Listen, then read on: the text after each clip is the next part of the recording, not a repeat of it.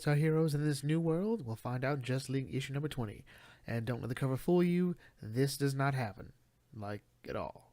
Might happen later on, but not now.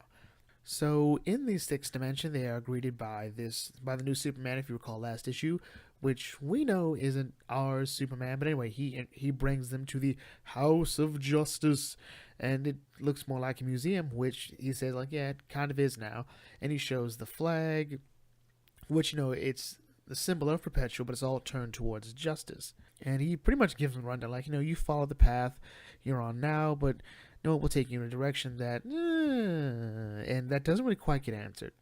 Primarily because Jean and Kendra are a bit surprised to see that, this Jean and Kendra have a little winged Martian boy.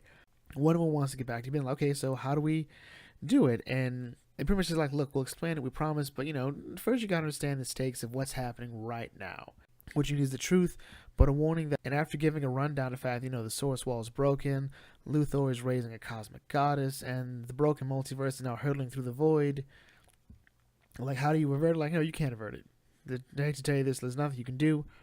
And this Superman says, like, you have to speed it up, actually. It's the only way you can do it. And he gives a rundown of exactly what happens. So when a multiverse dies, it goes back to its source, where it was created. The banks of where it's created, the shores, so to speak. And that every multiverse's true point is to reach a harmonious form with itself. And that a multiverse is created by super celestials, beings like Perpetua, and Perpetua is the one that sort of went against the grain. She wanted to create something that would actually never die. She's the rogue bad seed. And she uses the 7 unnatural energies, and that's how she ended up being in prison. What she wants to do now is turn this new multiverse, ours, or I guess our heroes, into effectively a weapon to hurl back at the people that imprisoned her. And Batman again wants to, get back to the point. So how do we do what we need to do? And Superman is once again evasive. Like, no, we'll tell you tomorrow, but right now there's stuff we need to tell you. Meanwhile, we come across the greatest moment ever, which is a dream being had where Jarro, the smaller version of Starro, is dreaming that he is the son of Bruce Wayne / Batman and is the greatest Robin ever, even able to casually take down the likes of Deathstroke. And first of all, this is adorable. I love this. I kind of want to read a comic just about this. I need to know this happens somewhere. This is an actual continuity. It has to be. And again, this is a dream he's having, and he's woken up by Mara and Starman, who says something's wrong with Mxyzptlk. And it seems to be that he's encased himself in this cocoon of energy and they can't get to him.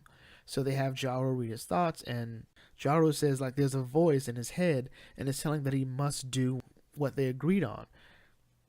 What it is, we don't quite know. And then we cut back to, well, the Justice League meeting the House of Justice members.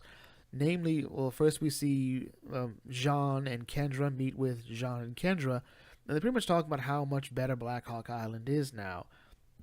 As well as, their coupling without really talking about it, their kid, and sort of how they function, sort of like Truth and the Guide, and that they're even going they're even building ships to go to Mars, and they've been able to repopulate Mars. I'm not sure what that means. Like, did they find other Martians, or did Jean and Kendra just get super busy to repopulate Mars? And then we cut to the Flash and Green Lantern, where Barry and John meet Barry and John, and it turns out that they're sort of they're reshaping the multiverse effect. They've gone the route of Franklin Richards in the Fantastic Four, and as House of Justice John tells our John, like, dude, this is an architect's greatest dream. All right, you're not just building buildings, and no, you're building planets. And the House of Justice Bear's like, dude, we use the Speed Force and the Still Force to collapse hypertime, and I just do all the time traveling I want. I visited my family in the present, family in the future, near future. I've met my great-great-great-grandchildren. I've even met John's great-great-great-grandchildren, and they've apparently just become bros, and maybe something more. Actually, I think just bros. Meanwhile, Diana meets other Diana. Other Diana looks like she's girl aged well, I'll tell you this. And she talks about how Themyscira has been brought back into the public light. They've made Diana's effectively said, like, you know what, we're going to bring Themyscira out into the public. We're going to share our knowledge and our philosophy with the world. We even have a universal language to unite all the different planets and whatnot. We've got new Amazons, Vixen, Kara, Ivy. Of course, Ivy would be an Amazon. I mean, and then we cut to Gotham, where this is sort of like every ideal version of Gotham City. You know, it's bright. You can see the sun. This Batman even makes a reference to, like, oh yeah, there's the sun, and it happens here. And he reveals that he's Dick Grayson, like, hey, here we are. We were able to do what you always wanted to do. There are no criminals. Everything is cool. And so, you're probably guessing, everything is cool. Nothing's ever this cool in the DC universe, especially any universe where Gotham City is looking good.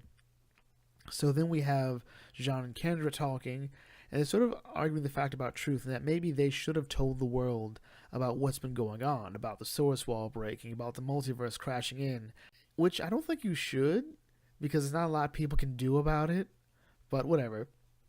Then they're met by Shane, the Martian Thanagarian hybrid child, and he says that he's got something to tell, that this isn't right, that, you know, you've got to get out of here. Nothing here is as it says it is, and he shows them. They're like, oh my god, it can't be. And then we cut back to the Hall of Justice, where Mxyzptlk has gotten huge. Jarro's not able to contain him. And then we cut to the Legion of Doom, where Brainiac says, this was stupid, Lex. All right, his power is uncalculable. All right, he's a being from the 5th dimension. And Lex, oh, please, I have a plan. There's only one way to stop a being from the 5th dimension. With another being from the 5th dimension. Clearly, we're getting, that's either Batmite or, are we getting a Flashmite? That'd be so cool. Meanwhile, we get back to our Superman, who's trying to get out. He's trying to fly, he's trying to get up there, and each time he tries, he just comes crashing back down harder and harder. And then he's greeted by the House of Justice Superman. And he says, like, we gotta talk, Clark. And that's how the comic ends. So, this was fun. I don't know how else to say it, but first of all, you should always be suspicious of any time where Gotham City looks like the best place to live. It's not supposed to be. It's actually the biggest lie ever. But I do like how this House of Justice, whatever trap they're setting, they're doing it in the best way possible. They're showing the heroes what they want, you know. With Jean and Kendra, maybe not exactly that they're a couple. I'm not sure what's going on. Kendra, maybe she likes some green and when they're not Hawkman. But Jean definitely wants to see the Martian people thrive and survive. He wants to know there's a future beyond him from Mars. You know, Diana's always dreamed of a better world, possibly better universe. She's always been that ambassador of peace.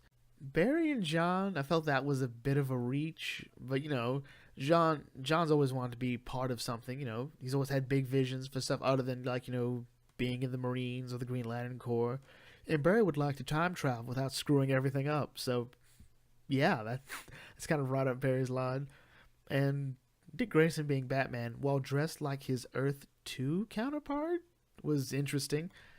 And then finding out it's all a lie, but it doesn't matter because, oh my god, Jarro as Robin was like the best thing ever. Like, I need this to be a book.